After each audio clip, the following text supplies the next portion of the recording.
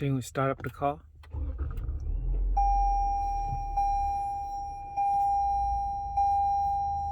And you will use this pad here to reset the maintenance light.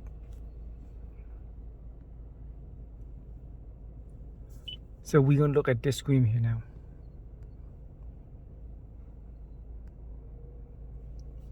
So you want to push back and push left or right, doesn't really matter.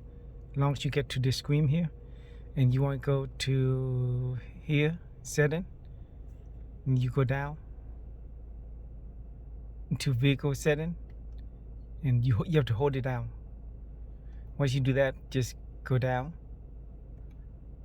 push enter.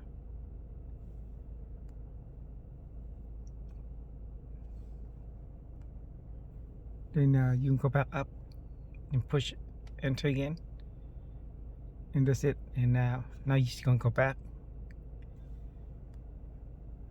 and push back again. Then after that, you can just go left or right and go wherever you want to leave it at.